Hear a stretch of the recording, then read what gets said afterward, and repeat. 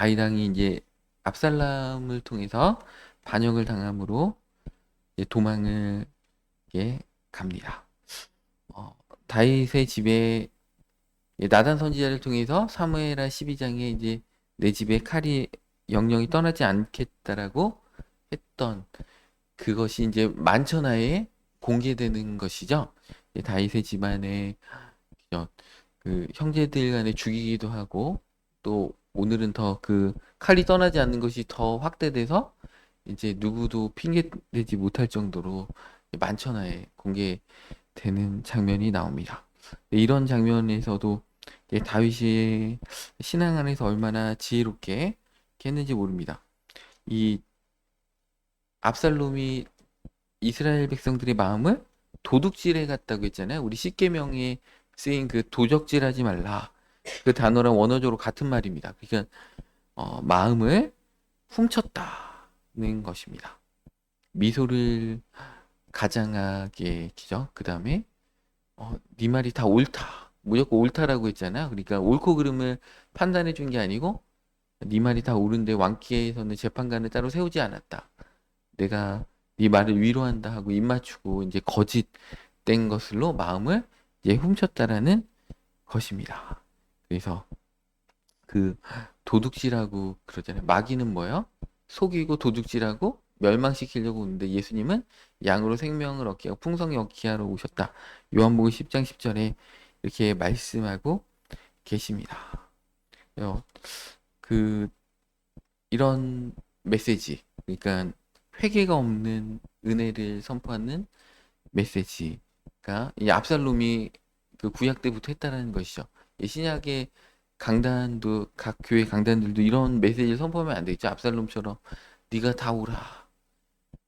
그 위로해주고 다 옳다고 하고 그죠. 잘잘못을 정확하게 따져주는 게 아니고 마음을 훔치는 그런 자가 되면 안 된다. 이 시대에도 진리가 얼마나 훼손되어 있는지 모릅니다. 많은 교회들의 얘기를 듣고 많은 사역자들의 얘기를 듣고 그러는데 그 사역의 어떤 모습들이나 그런 것들이 올바르지 않고 성도들을 진심으로 대하지 않고 이 시대는 왜 이렇게 예언을 가장해서 이렇게 가스라이팅하는 목회자들이 많은 것 같아요.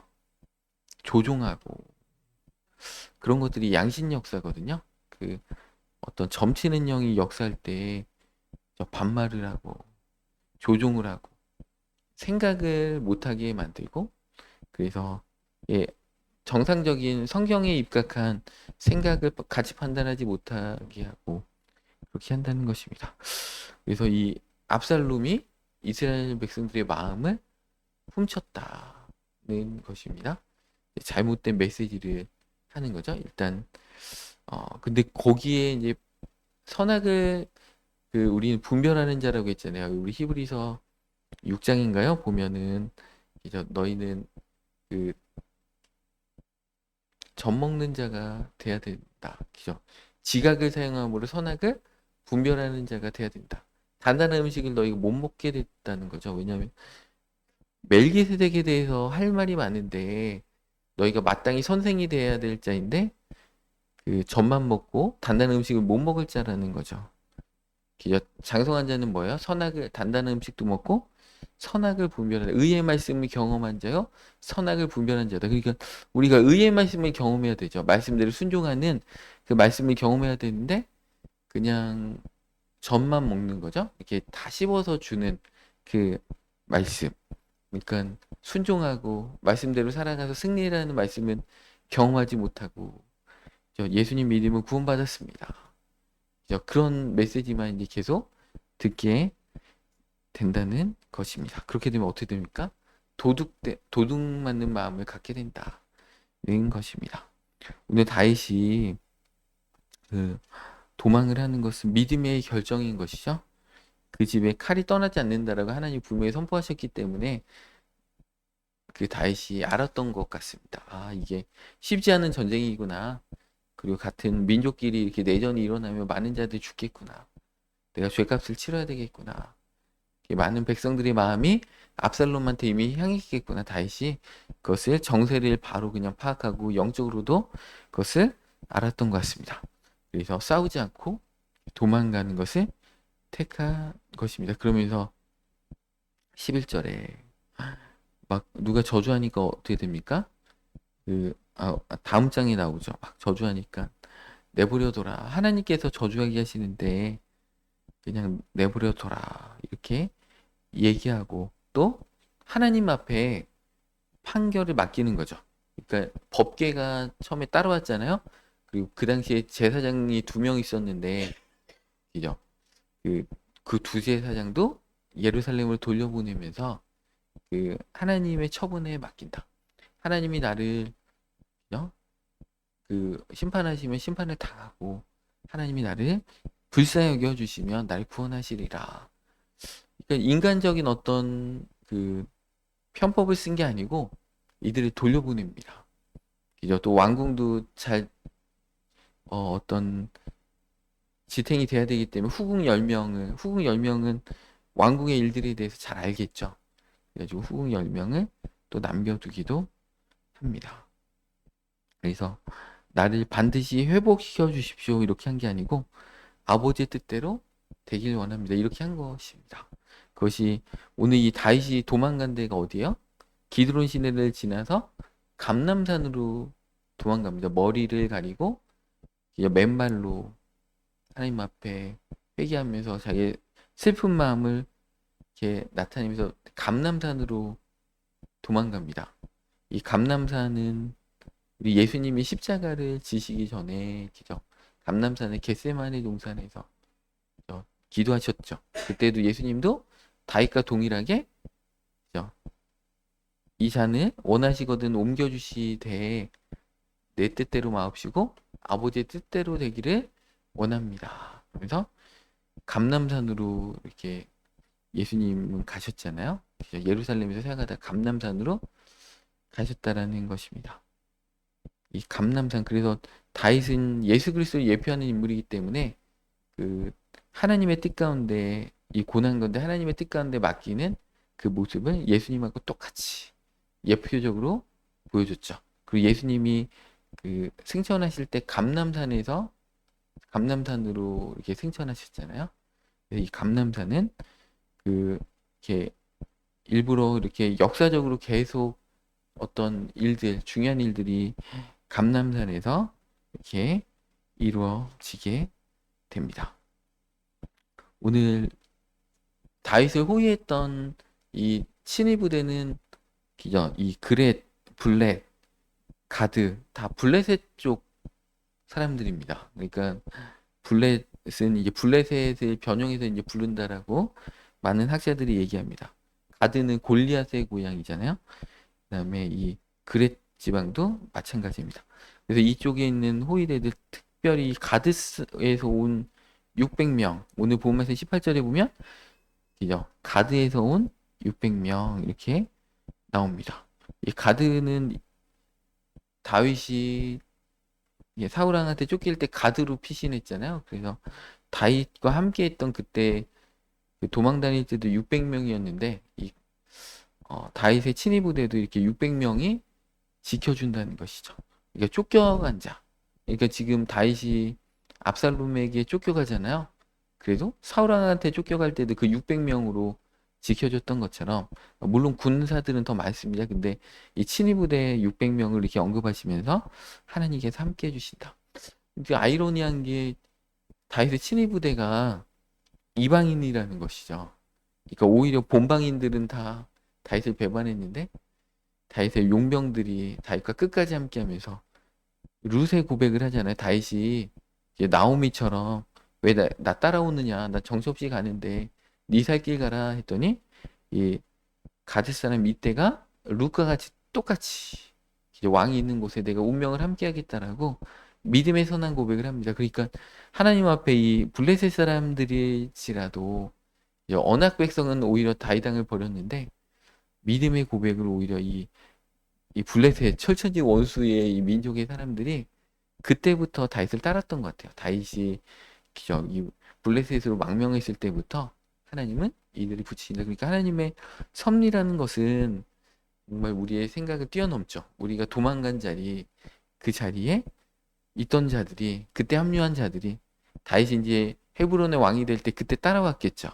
그래서 그들이 그 오히려 다윗의 가장 연약했던 낮아진 자리에 있었던 자들이 오늘 다윗과 또 함께 이렇게 하는 모습들을 이렇게 보면서 또 이게 정치적으로도 이게 지혜로운 게 뭐냐면 호위 부대를 용병으로 한 이유가 이스라엘에 있는 군대들은 정치적인 성향에 따라서 기죠. 사울왕하고 친한 사람은 또 반역할 수도 있고 또 오늘처럼 압살롬하고 친한 사람들이 내부적으로 다윗을 공격하면 이게 참 답이 없는데 차라리 정치적인 이해득실이 없는 이렇게 외적인 이게 비이방인들이 다윗을 친히 지킬 때 지키는 것이 오히려 배반할 확률이 적은 거죠. 이게 다윗이 더 지혜롭게 이렇게 했다라는 것입니다. 예수님 당시에도 그죠? 본방 사람들이 더 잘 믿은 게 아니고 백부장의 믿음을 보면서 예수님이 이스라엘 중에서도 난 이만한 믿음을 보지 못했다. 기죠. 또 수로보니게 여인의 기죠. 그 자녀가 흉악한 귀신이 들렸을 때 그 막 예수님한테 간구하니까 예수님이 자녀의 떡을 취하여 개에게 주는 법이 없다 그랬더니 올소이다마는 주님 그 개들도 자녀들의 밥상에서 떨어진 부스러기를 먹습니다. 그 부스러기 은혜라도 나에게 주시길 원합니다. 예수님 당시에도 본방인들보다 이방인들의 믿음이 더 컸던 것처럼 다윗이 오늘 정말 절체절명의 위기를 당할 때 다윗을 진심으로 따랐던 친위 부대들은 이방인 사람들이었다는 것입니다. 그래서 예수님이 오셔서 이방인들 구원하고 이방인들이 예수님께 돌아올 것들을 예표하는 어떤 그런 측면들이 있습니다. 우리는 어디에 있는가? 교회에 반란이 일어나서 목사님을 사람들이 비판하고 대적할 때 우리는 누구 편에 있는가? 압살롬처럼 그죠? 마음을 훔치는 자의 편에 서 있어서 압살롬을 따라가는가? 참된 주의 종을 따라가는가? 여러분 잘 이렇게 생각하시기 바랍니다. 하나님의 마음이 어디 있는가? 누구와 함께 있는가? 우리는 잘 따라야 되겠죠. 이 백성들의 이 인심이라는 게 참 그렇습니다. 그죠? 쉽게 바뀐다는 것이죠. 그래서 이게 군중들의 환호를 믿을 수가 없다. 예수님을 따랐던 제자들도 예수님이 내 살을 먹고 내 피를 마셔라 그랬더니 예수를 믿은 유대인들이 예수님 믿었다고 거기 써 있거든요. 떠나갔다. 심지어 제자들도 대부분 떠나갔다. 그죠? 그래서 막 제자들도 다 떠나가니까 예수님이 12제자들에게도 너희도 나를 떠나려느냐 했더니 베드로가 그러잖아요. 영생의 말씀이 주께 있사오니 우리가 뉘게로 가오리까. 그죠? 교회 안에서도 영생의 말씀을 붙들어야 된다는 것입니다. 이제 교회 안에서도 압살롬처럼 마음을 훔치는 설교자들은 환영을 받겠지만 점점 마지막 때가 될수록 영생의 말씀을 전하는 자는 그죠? 말씀이 어렵도다. 예수를 믿는 유대인들도 막 제자들도 심히 막 떠나가는 그런 일들이 일어날 때 베드로 같이 영생의 말씀이 주께 있사오니 우리가 뉘게로 가오리까. 그 믿음의 고백을 해야 한다는 것입니다. 그래서 그 오늘 이제 보니까 그 31절에 그죠? 그 아이도벨의 모략을 어리석게 하옵소서 다시 이렇게 기도합니다. 그 압살롬과 함께 모반한 자 중에 아이도벨이 있다고 하니까 다시 깜짝 놀라는 거죠. 너무나 똑똑한 그런 어떤 책사가 이제 압살롬과 함께 하니까 이거 쉽지 않겠구나. 그러면서 하나님께 기도하는 거죠. 아이도벨의 모략을 어리석게 하옵소서. 이렇게 하나님 앞에 간구했다라는 것입니다. 그랬더니 어떤 일이 있느냐? 바로 다음 절에 다윗이 하나님이 경배하는 마루턱에 이를 때 아렉 사람 후세가 옷을 찢고 흙을 머리에 덮어쓰고 다윗을 맞으러 온지라. 그러니까 아이도벨 같이 똑똑한 신하가 그 즉시 나타나는 것이죠. 그래서 다윗이 그에게 이르되 네가 만일 나와 함께 가면 내게 누를 끼친다. 그것은 지금 시점에서 나를 따라오는 게 나를 돕는 게 아니다. 나를 오히려 안 좋게 하는 것도. 왜냐하면 너는 지금 거기 예루살렘 가서 그죠? 이 아히도벨의 모략을 반대하는 의견을 내서 압살롬의 판단력을 흐트러뜨려야 된다. 우리가 기도하자마자 하나님은 우리 사람이 감당할 시험밖에는 당할 것이 없고 시험 당할 즈음에 또 한 피할 길을 내서 너희로 능히 감당케 하신다고 했잖아요. 하나님 앞에 이렇게 진심으로 기도하니까 이 아이도벨의 정말 이 지혜를 아렉사람 후세를 통해서 그 모략을 깨뜨려 버리는 일들을 이렇게 준비하시는 하나님의 역사가 바로 기도하는 즉시에 일어난다는 것입니다. 우리 눈앞에 어떤 일들이 정말 잘 이루어지지 않는다고 할지라도 하나님 앞에 기도하면 하나님 놀랍게 피할 길을 열어가신다는 것입니다. 이 아렉사람 후세가 결정적인 진짜 역할을 하잖아요. 그래서 압살롬의 판단을 흐려가지고 다윗왕을 쫓아가지고 죽여야 되는데 지금 쫓아가면 안 된다. 그죠? 그렇게 반대 잘못된 거짓말을 하잖아요. 후세가 다윗에 있는 자들 다 용사기 때문에 지금 들이닥치면 오히려 정말 죽기 살기로 배순일 쳐가지고 우리가 죽습니다. 그러니까 지금 일단 요단강 건너갈 수 있도록 그냥 내버려 두시기 바랍니다. 그렇게 거짓된 그런 얘기를 하는데 아이도벨의 말을 듣지 않고 후세의 말을 듣기 때문에 이 아이도벨이 이제 끝났다. 이 압살롬은 죽는구나 하고서 이 아이도벨이 자기 고향으로 내려가서 목매달아 죽잖아요. 그 정도로 이 아이도벨은 정말 뛰어난 자입니다. 이게 판을 읽는 거죠. 정치판을 읽어버리고 군사와 이런 거 제갈공명 같은 자입니다. 이 자가 압살롬한테 붙으니까 다윗은 기도할 수밖에 없는 거죠. 안 되겠다. 제갈공명보다 똑똑하진 않지만 그와 버금가는 후세를 보내야 되겠다라는 생각을 이제 하기 전에 일단 기도했잖아요. 기도하니까 후세가 났다니까 후세를 즉시로 보냈다라는 것입니다. 근데 이 감람산에 예수님께서 여러분 아까 이제 겟세마네 동산도 감람산이라고 했죠. 다윗도 감람산으로 가서 아버지 뜻대로 되길 원한다로 예수님과 동일한 고백을 했는데 이 감람산이 예수님이 생존하셨던 것처럼 스가랴서 14장에 보면 예수님이 감람산에 강림하신다고 됩니다. 그러니까 예수님 7년대 환란이 끝날 때 예수님이 감람산 동쪽 감람산에 서실 것이다. 스가랴 14장 이렇게 중요한 장이니까 한번 읽어보시기 바랍니다.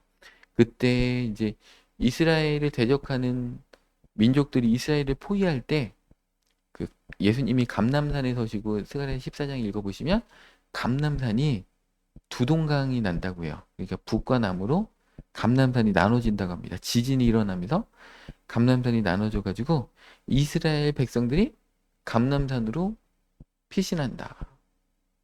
그래서 감람산으로 막 이렇게 도망가서 그 광야길로 이렇게 도망가는 길이 감람산을 통해 열립니다. 그러니까 다윗이 오늘 피신하는 길하고 똑같은 그 길이 이스라엘 백성들이 이렇게 7년 되할란이 끝날 때 열방이 이스라엘 이 성읍을 예루살렘을 포위할 때 예루살렘에 있는 자들이 도망갈 때 어디로 도망가냐? 다윗하고 똑같은 루트로 감람산으로 이렇게 도망갑니다. 그래서 지진이 일어나서 히스기야 왕 때 히스기야 왕이가 누구 왕이죠? 이 스가랴서 14장에 써 있거든요. 그 도망가듯이 그때 급히 도망가리라 그렇게 합니다. 왜 감람산이 왜 두 조각으로 벌어지냐면 그 7년 대환란의 반에 사실은 이 이스라엘이 도망가는 게 두 번 일어납니다. 7년 대환란이 끝날 때 예루살렘이 포위돼서 도망가는 일이 한 번 또 있고 두 번째는 언제 도망가느냐?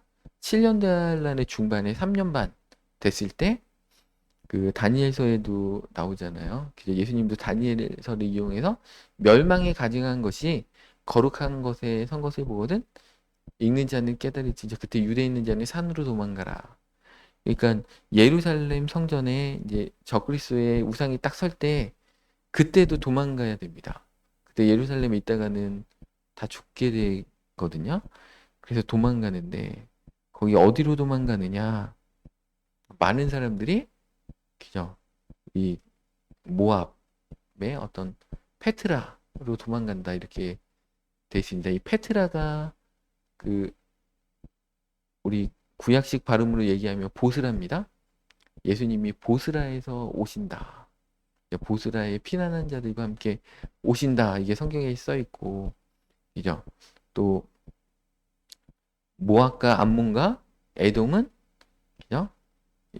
그 어떤 적그리스도의 세력 가운데 피신할 것이다. 이런 말씀도 써 있고, 성경 곳곳에 이 동쪽에 있는 이쪽 모압과 암몬과 에돔 지역, 그다음에 이 보스라 이 지역 이런 쪽에는 피신한다 이런 말씀이 써 있어서 많은 학자들이 어, 멸망에 가진 것이 섰을 때 도망갈 때 페트라로 도망간다. 인디아나 존스 영화 촬영지기도 하는 그 페트라 거기가 천연적인 요새잖아요. 그쪽으로 도망간다 이렇게 많이 보고 있습니다. 그래서 이제 감람산이 갈라질 때 예루살렘에 있는 7년 대환란의 끝에 예루살렘에 있는 자들이 도망가는 루트이기도 하지만 페트라에서 그쪽 루트로 예수님과 합류해서 적그리스도와 싸우는 사람들이 모이는 루트도 감람산이 갈라지는 루트다. 이렇게 보시면 되겠습니다. 그러니까 이 감람산은 참 역사적인 의미가 많은 산입니다. 이 감람산 꼭대기에 그 유명한 마을 두 마을이 있잖아요. 베다니, 그죠? 우리 나사로가 부활했던 베다니도 이 감람산, 그죠? 네, 있죠. 감람산 꼭대기 근처에 있습니다. 그래서 이 감람산은 참 유명한 산입니다. 그래서 이 감람산은 거기에 공동묘지가 엄청 많죠. 왜냐하면 예수님이 감람산으로 재림하시기 때문에 그 돈 많은 사람들이 감람산 공동묘지 비싸거든요. 감람산에 이렇게 예루살렘 이렇게 성지순례를 가보면 그 감람산에 석관들이 공동묘지에 그렇게 많더라고요.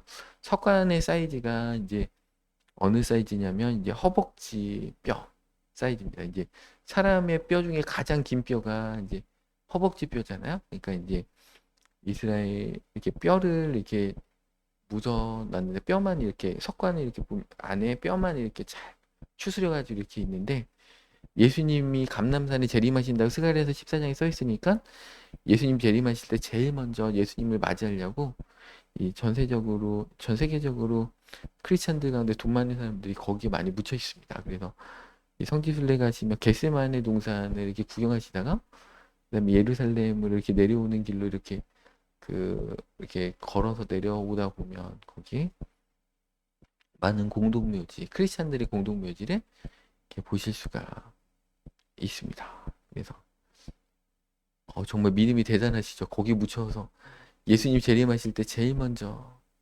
예수님을 만나고자 하는 그 열망들이 있는 곳이 그 감람산이다. 이렇게 보시면 되겠습니다. 그래서 오늘 사무엘하 15장에 막 이 감람산으로 다시 이렇게 피신한다는 것입니다. 그래서 이 감람산을 통해서 예루살렘에서 생수가 나와서 동해와 서해로 그 물이 흘러간다. 이렇게 스가랴서 14장이 나오니까 이단들이 쓰는 게 뭐예요? 자기들이 메시아하고 이 한국이 이 시대의 참다운 예루살렘이라서 우리나라 동해와 서해로 이렇게 물이 내려가잖아요. 그러면서 그 어떤 백두대간이 아니고 거기 갑자기 백두대간 맞나요? 그 빗물이 딱 떨어지면 동쪽으로 떨어지면 동쪽으로 흐르고 서쪽으로 떨어지면 서쪽으로 흐르고 그죠? 우리나라를 예표하는 거다. 그래서 내가 동방의 미륵이고 메시아다. 막 이러면서 이 스가랴서 가지고 자기가 이단 사람들이 많이 인용하는 본문도 스가랴서 14장입니다.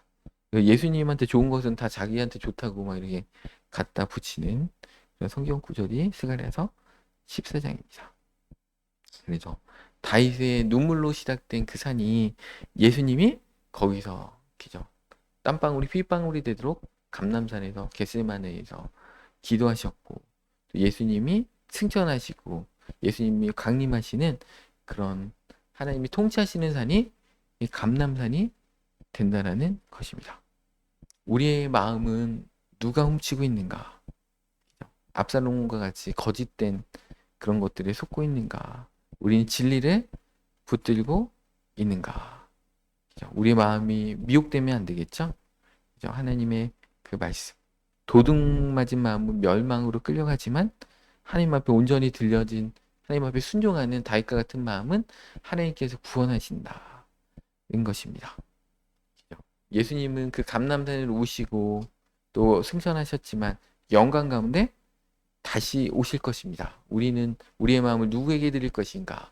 이 세상과 이 세상의 어떤 물질과 쾌락 가운데 우리의 마음을 드릴 것인가? 참다운 왕 가운데 말씀을 드릴 것인가? 다시 한번 바라봐야 합니다. 그래도 이 감람산의 축복, 감람산은 정말 피난하고 또 거기서 순종하고 또 예수님이 다시 오시는 그 놀라운 역사의 현장, 예수님 승천하셨던 그 놀라운 역사, 사도행전에 너희가 본 그대로 예수님이 다시 오실 것이다로 천사들이 나타나서 얘기했던 그 산이 감람산입니다. 그래서 이렇게 성지순례 가시면 이 감람산 위에 보면 이렇게 큰 돌이 있습니다. 그래서 돌이 펴 있더라고요.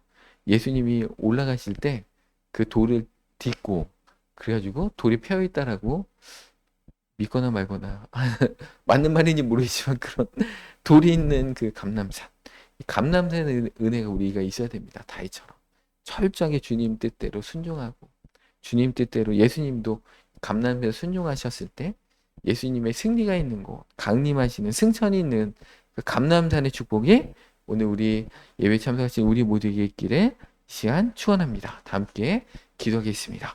하나님 아버지, 이 새벽에도 사무엘하 15장 말씀을 통해서 감람산의 은혜와 축복을 깨닫고 알게 하시니 감사합니다. 다시 울면서 올라가고 주님 뜻에 순종하고 주님께 처분을 맡겼던 곳, 예수님도 이 잔을 내게에서 옮기옵소서. 그러나 내 뜻대로 마옵시고 아버지 뜻대로 되기를 원합니다. 그럴 때 승리가 있었고 십자가의 승리가 있었고 승천이 있었고 예수님의 강림이 있고 이스라엘 백성도 7년 대환란 때 피신하는 곳, 또 하나님의 백성들이 그곳으로 모여서 적그리스도와 대적하는 그 집결하는 장소, 이 감람산의 은혜와 축복이 오늘 예배 참석한 우리 모두에게 있기를 원합니다. 영적으로 우리가 승리하기를 원합니다. 이 놀라운 감람산의 축복으로 오늘 한 사람도 낙오되지 않고 다 들어가기를 원합니다. 압살롬의 길, 마음을 훔치는 길, 속이고 죽이고 멸망하는 길이 아니고 다윗같이 순종하며 감람산으로 가서 영적 축복 가운데 우리 모두가 다 들어가기를 원합니다. 이 새벽에도 기도할 때 감람산의 축복을 하나님아 우리에게 주시옵소서. 땀방울이 핏방울이 돼도 기도했던 그 감람산의 은총이 이 시간에 우리 가운데 있기를 원합니다. 하나님 축복하여 주시옵소서. 감사를 드리며 켜신 예수 그리스도의 이름으로 기도 올려옵나이다. 아멘.